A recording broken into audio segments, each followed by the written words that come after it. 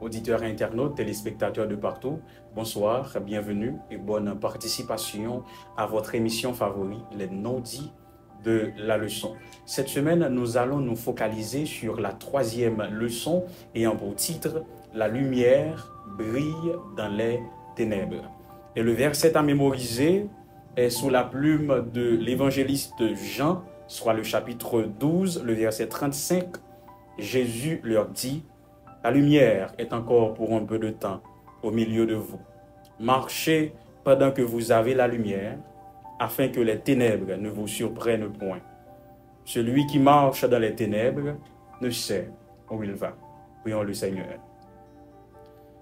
Toi qui es le professeur, ayant la science infuse, sois avec nous pendant la présentation de cette émission, et que tout soit dit pour ta gloire et pour le salut de notre âme. Ainsi, nous t'en supplions au nom de Jésus. Amen. La lumière brille dans les ténèbres. Le sens maintenant est extrêmement intéressant. Il me fait 2-3 petits montées descendre, 2-3 petits sorties tout. Parce que c'est ça qui est objectif émission, nous, c'est joindre qui ça auteur n'a pas dit, sans que nous pas quitter le son, pour permettre non seulement mieux capter le son, mais surtout découvrir de nouveaux horizons qui pas cités dans le son. Première partie, le son intitulé Le compromis, la stratégie subtile de Satan. Le compromis, la stratégie subtile de Satan. Il y a deux textes que l'auteur a proposé que nous allons détailler. Il y a Jean 14, verset 6 d'un côté et Jean 8, verset 44 de l'autre côté.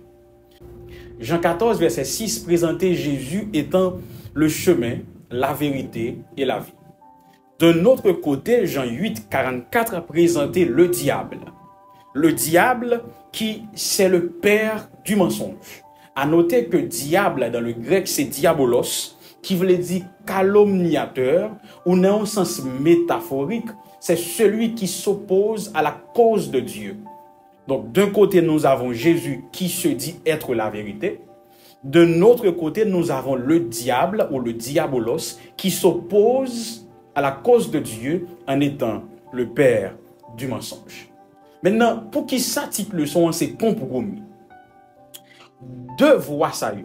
Deux côtés ça y est, pas seulement opposés, mais au parallèle. Donc on est dans la géométrie, le où on fasse deux droites parallèles, ou qu'on est deux droites ça y est, pas jamais rencontrer. Eh bien c'est comme ça, deux mondes ça y est, c'est comme ça, deux camps ça y est. Maintenant parlons du compromis. Le compromis, c'est le faire ou essayer de faire une jonction entre Jésus et Satan. C'est comme pour dire ou essayer de servir deux maîtres à la fois.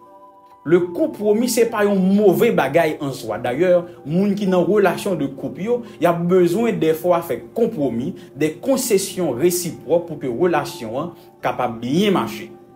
Cependant, compromis est capable de un mauvais sens. Tant que si il y a un agent, on dit un espion, et que couverture l'État compromise, l'a obligé de quitter site côté le terrain. Et si lui-même l'État compromis, ça veut dire que les vignes corrompus, il a obligé de quitter le côté lié pour subir ça. Bon, mais c'est un exemple dans la cosmogonie qui c'est l'origine du monde. La Bible présente le créationnisme qui dit qui ça? Il y a un Dieu dans un temps qui créait toute bagaille pendant 6 grands jours littéraux. Ça veut dire 6 jours de 24 heures. Et jusqu'à aujourd'hui, le créationnisme enseigne que la Terre est vieille de 6000 années. D'un autre côté, nous avons l'hypothèse, l'évolutionnisme, qui dit que toute bagaille vient à l'existence après une explosion et que l'atome pral fait un agencement qui est normal. Donc, dans cette hypothèse, Dieu n'existe pas. Et en tant hypothèse ça, la Terre pas gagné 6000 ans, mais la Terre gagne plus que 6 milliards d'années. Ouais, c'est deux théories qui opposées ou bien parallèles. Kounia, un objectif pour harmoniser, pour faire un compromis entre ces deux théories sur la cosmogonie, pour gagner des chrétiens qui viennent avec deux l'autre courant. Il y a l'évolutionnisme théiste et le créationnisme progressif. l'évolutionnisme théiste pral dire que toute bagaille était faite, mais bon Dieu était seulement supervisé. La nature enclenché création, hein, et bon Dieu lui-même lui seulement supervisé, lui assuré que bagaille yo allait bien. Donc bon Dieu pas créateur là, mais bon Dieu il a un rôle de superviseur. Tandis que dans le créationnisme progressif, mais qui ça dit? Il dit que les jours de la création ne sont pas des jours littéraux. Donc ce ne sont pas des jours de 24 heures. Mais chaque jour, il symbolise une période de l'histoire. Ainsi, la Terre n'est pas vieille de 6000 ans, mais plutôt 6 milliards d'années. Donc, ouais, c'est deux théories que des chrétiens pourraient énoncer. Ils ont une façon pour capable lier ou bien harmoniser deux camps qui opposent. Et ça, c'est un compromis.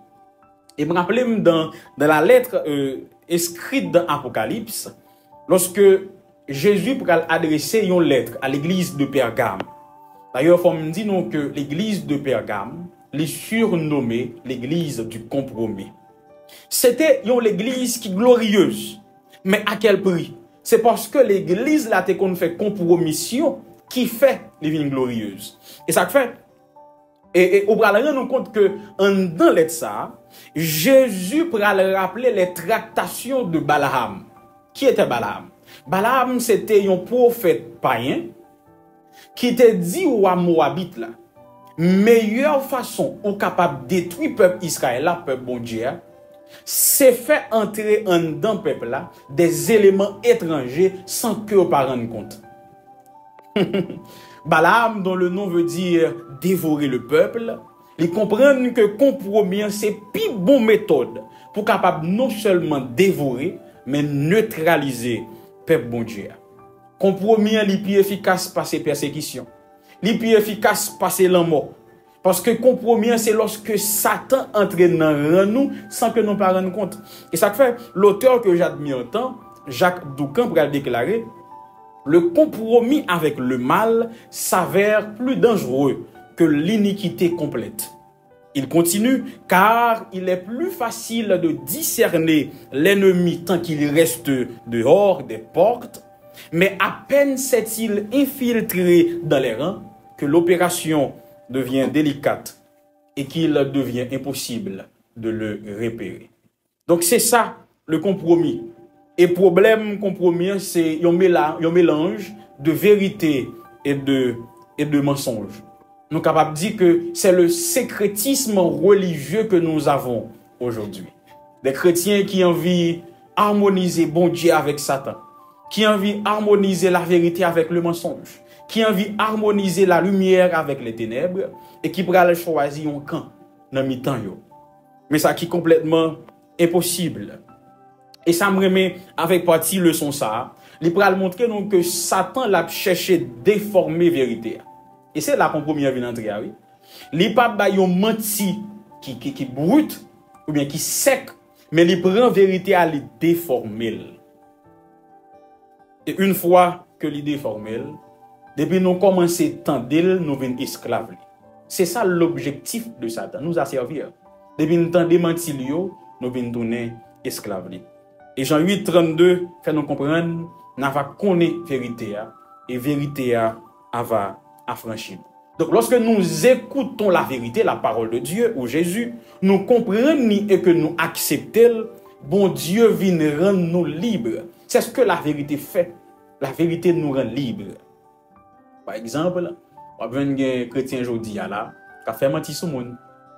Et partie leçon pour faire comprendre que il y a un seul papa, c'est le diable.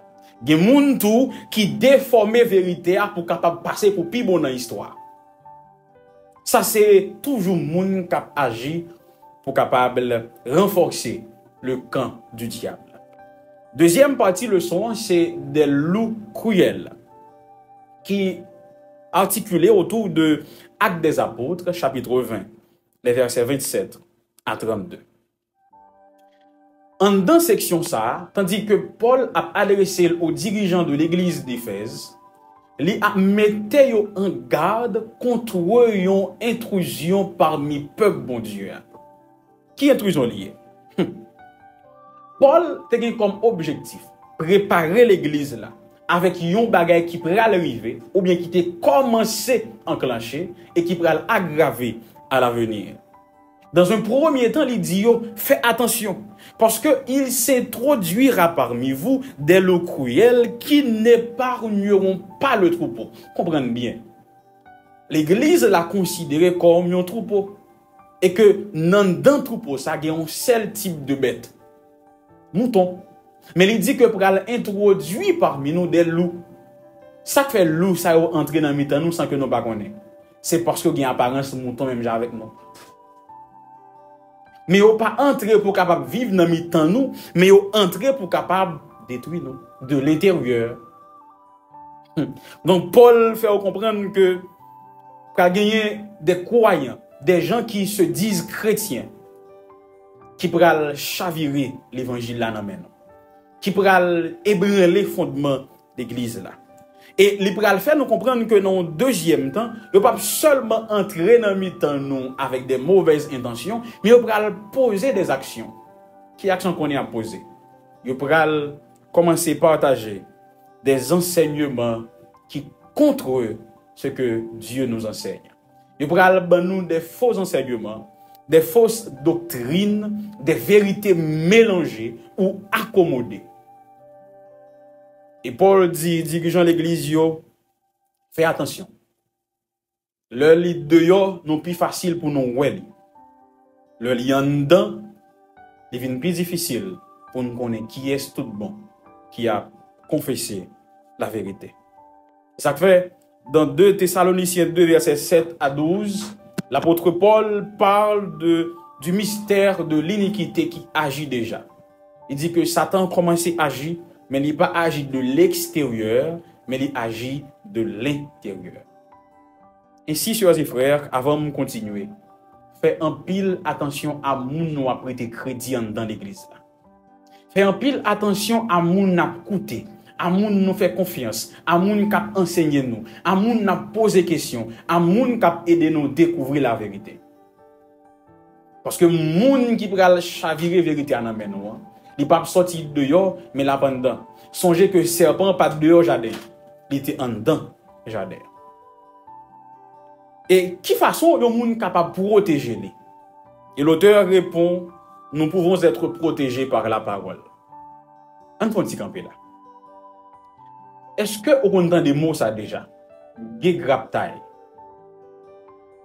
Probablement, il y a un théologien qui passait d'église où il citait mot ça déjà. Qui ça veut dire? En français, il traduit, il est écrit. Le temps utilisé dans le grec gegraptai, qui c'est le parfait, il dit que parole, ça a autant de valeur et de véracité dans le moment où il a dit pour la première fois et dans le moment où il a dit là. Je vais m'expliquer où ça me dit là. Donc, quand un texte dans la Bible là, qui il est écrit, ça veut dire dans le moment que l'auteur a écrit avec Jodia là au 21e siècle, il a même valeur, il a même importance là, et il a même véracité. Donc son parole qui pas changé, son vérité qui pas changé. Donc l'autre dit il est écrit ou référé à la parole de Dieu. Quand Jésus était tenté dans Matthieu 4, à qui ça lui protégeait tête li? Satan attaqué, il dit il est écrit. Quand nous connaissons exactement ce qui a été dit et que nous faisons exactement ça, bon Dieu mandé, ça nous protège par la parole. Quand nous dit ça, bon Dieu te dit exactement et que nous faisons ça, bon Dieu mandé exactement, nous jouissons d'une protection inégalable, même face aux attaques de Satan. Mais quand nous ajoutons, quand nous retranchons, quand nous accommodons, il n'y a pas parole, bon Dieu encore. Il n'y a une parole pas nous. Et puisque c'est parole pas nous, il n'y a aucune protection là-dedans. Bon, nous reprendre. Il y a une protection dans la parole, là, c'est lorsque nous respectons religieusement. Nous connaissons, nous acceptons, nous croyons, nous obéissons avec lui. Mais depuis nous prenons route pour nous corriger, pour nous ajouter un petit pincette, pour nous retirer un petit pincette, pour nous accommoder avec nous, le ça n'est pas parole bon Dieu encore, il vient une parole pam. Et en tant que parole pam, il n'est pas qu'à protéger des assauts de l'ennemi. Et c'est ça qui t'est arrivé, Ève. Il essaie de modifier, accommoder. Et qui ça qui passait, il n'y a pas de cas protéger. Une question que maintenant, il y a des auditeurs, des téléspectateurs qui sont intelligents, il a dit, mais on va parler de il est écrit et c'est clé pour capable de une protection contre les assauts de Satan. Mais est-ce que la Bible nous gagne aujourd'hui là? C'est vérité. D'ailleurs, il y a pas mal de gens qui ont commenté la Bible qui disent que la Bible a gagné erreur là-dedans. Est-ce que nous sommes capables de citer une parole qui est erronée et attendre que la protéger nous contre les assauts de l'ennemi? Et c'est pour ça, dans un petit temps, nous allons laisser répondre ou bien porter des éléments de réponse. Est-ce que la Bible nous amène aujourd'hui? Est-ce que l'il n'y a pas erreur? Est-ce que le nous a cité la Bible? Est-ce que tout bon li a autant de force, de véracité que lorsque Jésus lui-même a cité pendant un moment de tentation? Ça nous va aborder Kounia. Il y a dans la théologie l'inhérence de la Bible. Est-ce que la Bible pas gain erreur? Je vais commencer pour me dire pas gain aucun livre dans le monde là ou capable de comparer avec la Bible.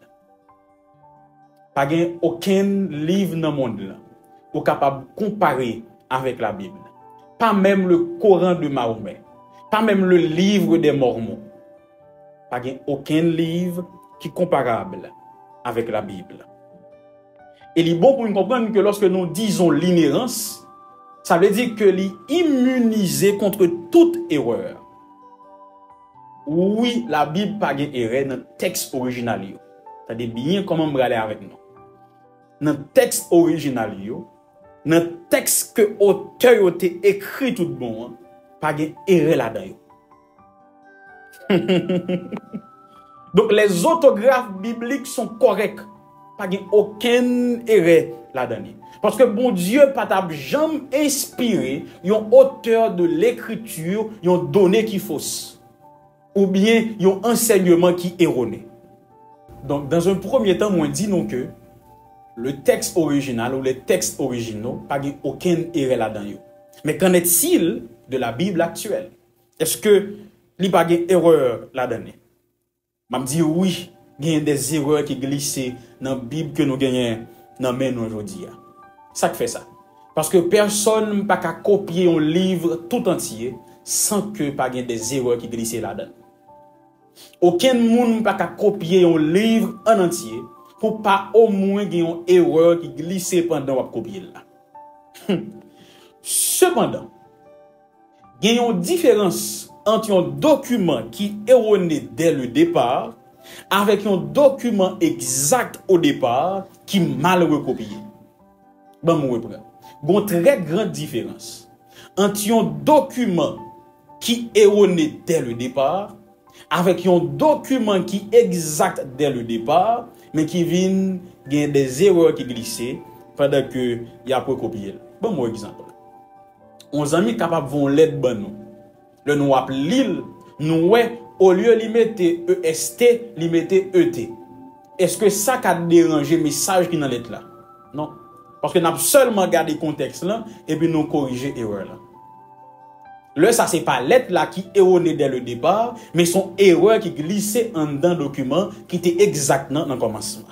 On a dit. Pour une question nous pourrions le poser, si moi dis que la Bible que nous avons dans nous là, il y a des erreurs qui glissent là-dedans. Dans quel niveau est grave? Est-ce que ces erreurs sont graves au point pour rendre le message là incommunicable? On a dit. Est-ce que les erreurs de la Bible sont-elles suffisamment graves pour altérer le message de Dieu et rendre incommunicable? Si réponse l'enta oui. Si réponse l'enta oui, le plan de Dieu t'a échoué. Qui plan? De ces bons Dieu, c'est bon nous une révélation écrite pour que chaque génération capable de connaître volonté. Donc si la Bible que nous avons aujourd'hui a des erreurs qui sont si graves, qui t'a rendu un message là incommunicable, ça veut dire que de ces bons Dieu li échoué. Ça veut dire que bon Dieu pas arrivé faire nous-mêmes aujourd'hui à joindre une révélation écrite que nous sommes capables de fier. Et la Bible tape un mélange d'erreurs et de vérité. Alors, qui ça nous capable de répondre? Attendez bien ça me dit là. Dans les textes originaux, les exemplaires retrouvés, que ce soit près de la mer Morte, dans la grotte de Qumran, mais qui ça rejoignent. Yo joignent que texte original yo marché mot pour mot à 95% avec texte usuel nous. Yo joignent texte original mot pour mot avec Bible hébraïque que nous avons utilisé. 95% mot pour mot. Il y a des gens qui disent, mais contre l'autre 5%, frère. 5%, c'est des erreurs d'orthographe qui glissent dans le recopier. Donc, si texte original n'a pas d'erreur concernant la révélation de Dieu, la Bible que nous avons en main n'a pas d'erreur. Il n'y a pas d'erreur qui grave au point pour compromettre le message de bon Dieu. Donc, erreur qu'il a donné, c'est des erreurs d'orthographe. Si erreur qui glisse, mais le message reste le même. Le message est intact. Et le message là, est infaillible. Depuis l'heure, il était révélé jusqu'à aujourd'hui. L'autre partie, le son, c'est le raisonnement humain en dehors de la parole. Aujourd'hui, nous rencontrons un pile monde, que ce soit sur les réseaux sociaux ou bien dans différentes conférences, qui a dit que la Bible là, pas un livre qui est fiable. Et il y a qui m'a même fait théologie. Et hier soir, j'ai eu une discussion avec un ami que moi-même, à mon humble avis, moi, elle n'a pas fait sens. Est-ce que moi-même, je suis campé pour lire un livre médecine pour me critiquer? Non. Je ne suis pas capable. Pour qui ça? Parce que je ne pas étudier médecine. Ce n'est pas domaine moins. Donc, avant pour me critiquer un livre médecine, il faut me connaître qui ça qui est médecine. Donc, dis-moi comment un monde qui pas étudier théologie qu'a campé pour critiquer la Bible. Et me aller plus loin. Même un monde qui fait théologie, Bible là, j'en t'a dit au préalable, son livre ou pas qu'à comparer avec aucun livre. Même théologie pas permettre de critiquer la Bible là. Donc pour ta juger, pour ta gagner propre norme pas ou propre règle pas ou pour capable dire Bible là, il pas un livre qui est valable. Même un théologien pas capable. Parce que si nous arrivons à cerner qui est-ce qui est bon Dieu, soit mal expliqué nous. Ou bien nous pas connaître qui est-ce qui est bon Dieu tout bon.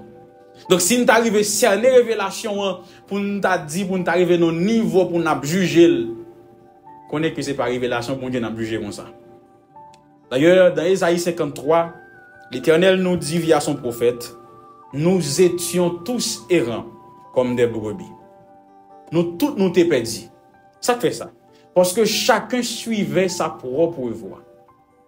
Donc, quand nous suivons notre propre voie, nous sommes perdus. Depuis ces propres chemins, pas nous voulons suivre, nous sommes les gens qui perdus d'avance. Quelle que soit la quantité d'années d'expérience, quel que soit le niveau académique, quel que soit le niveau de sagesse que nous prétendons gagner, depuis qu'on suivre propre chemin pas où, ou perdu d'avance. Et seule façon pour nous capables de joindre bon chemin, c'est marcher dans le chemin que bon Dieu tracé pour nous. Et ça fait, m'aimer bon Dieu, m'aimer la Bible. Parce que bon Dieu pas quitté nous pour contre nous.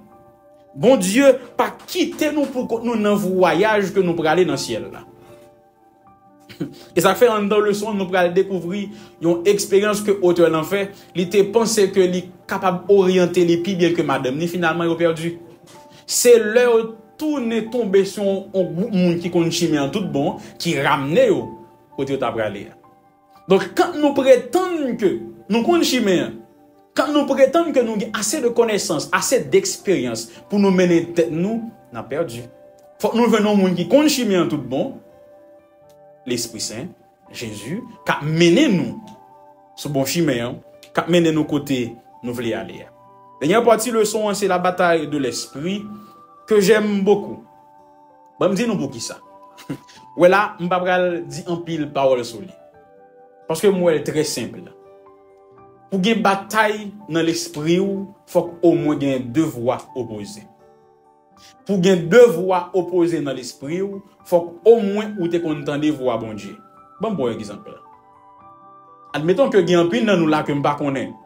Si n'a parlé, je me dis, ah, ça y est, voix un tel, non? Cependant, mon ami Baudelaire, même si je ne parle pas, depuis que je m'entends des voiles, je me dis, ah, ça c'est Baudelaire qui a parlé là, oui, parce que je connais voix Baudelaire. Même Jean tout. Si nous pas de gens qu'on entendait voir bon Dieu, pas de bataille dans l'esprit non. Si nous pas de gens qu'on entendait voir bon Dieu, nous pas de gens qu'on voir lui pour nous obéir avec lui. Comment on est capable de connaître voir bon Dieu? Faut qu'on habitue lire la Bible, méditer lui, tendre lui, obéir avec lui, pratiquer lui, vivre lui.